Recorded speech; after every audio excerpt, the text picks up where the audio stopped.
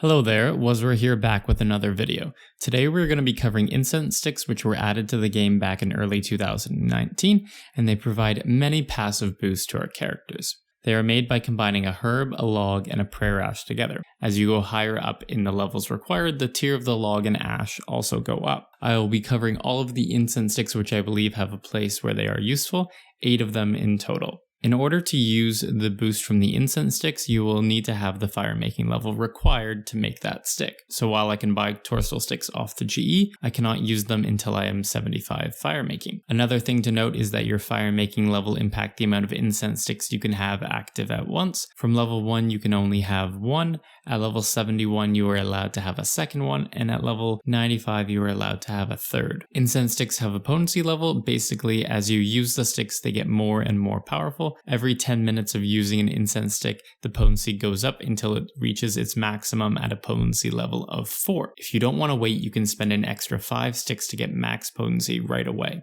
This is quite useful but can be costly. The final general knowledge thing to know is that when you die, your incense sticks go away, which means that you have to start back at level 1 potency again, either waiting the 30 more minutes or spending the extra sticks to get up to potency 4 right away. Without further ado, let's look at the sticks. The first one is Toadflax. It requires 30 fire making to use or make and can be made with 2 willow logs, 2 MPS ashes, and a clean Toadflax. It provides 12.5% chance to avoid falling an obstacle per level. This is nice for the low level agility courses, as failing an obstacle means that you need to redo the obstacle, which slows down your XP per hour. However, once you get to Heffen at level 77, you don't fail at that agility course, and then for Anachronia, your fails don't slow you down and they only damage you. I should mention that for the Wilderness Agility course, due to the fact that it is in the wilderness, I wouldn't suggest bringing these sticks as it increases your risk, and when you do die, you have to start again at potency level 1. The next one is Spirit Weed. It requires 35 fire making to use or make and can be made with 2 willow logs, 2 MPS ashes, and a clean Spirit Weed. It provides a 10% increased familiar special attack recovery rate per level. This is incredibly powerful as it essentially means that your familiar can use its special attack 40% more often. This leads to considerably more DPS when using a Ripper Demon or a Steel Titan. However, with the high cost of both the sticks and the scrolls, I would only suggest using this at higher level bosses. Continuing on, we have Irit up next. It requires 40 fire making to use or make and can be made with 2 maple logs, 2 accursed ashes, and a clean Irit. It provides a 25% damage reduction to poison per level, which means when it's at its max potency, it fully negates poison damage. This is something that I wish I had looked into for my Grugorovich and Araxa grind, as for both of those bosses, they poison you a lot. So I went and got a Biting 2 plus Venom Blood and also used my Acto Top instead of my Masterwork Top, which as a whole meant my DPS was a lot lower.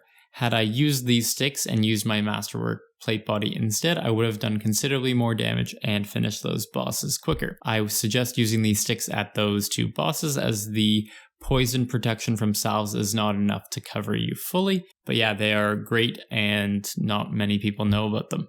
Next up, we have Kwuarms. It requires 54 fire making to use or make and can be made with 2 Acadia logs, 2 accursed ashes, and a clean Kwuarm. This is one of the best incense sticks, as each potency level gives you 2.5% more weapon poison damage, meaning that your weapon poison is going to be dealing 10% more once you have it capped out at potency 4. Essentially extra damage with no more extra work, just GP. I would use this at any high level boss where weapon poison works. Number 5 is Lanatadymes. It requires 67 fire making to use or make and can be made with 2 U-logs, 2 infernal ashes, and a clean Lanatadyme. This stick is pretty well used as it increases the timer on potions by 30 seconds per level, which means with max potency and overload will now last 8 minutes instead of the normal 6. This also extends to your other potions like prayer renewals or weapon poison, so if you're going to be PVMing a lot and not dying, this can save you some money. Also, for long trips such as God Wars Dungeon 1, it can extend your trip as each overload flask lasts 48 minutes now, making it easier to pack in long ones.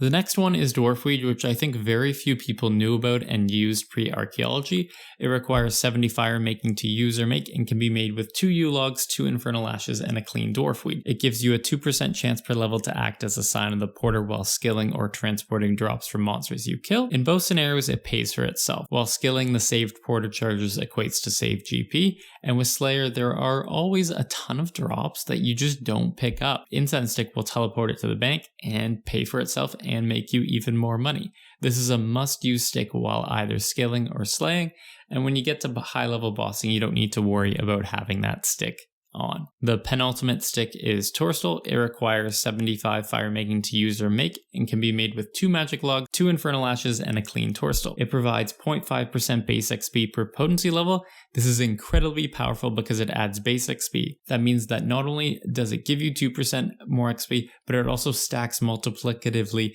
with every other boost. So essentially, for every 50 hours of skilling under these sticks, you will save 1 hour of skilling, which you can then otherwise do on other things like PVM. Not only that, but when you are doing a buyable skill, it will pay for itself as you are gaining 2% more XP per action, so you will use about 2% less resources, and therefore 2% less GP to get that same amount of XP.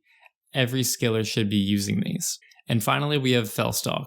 Big jump here, but 91 fire making to use or make, and can be made with 2 magic logs, 2 infernal ashes, and a clean Fellstalk.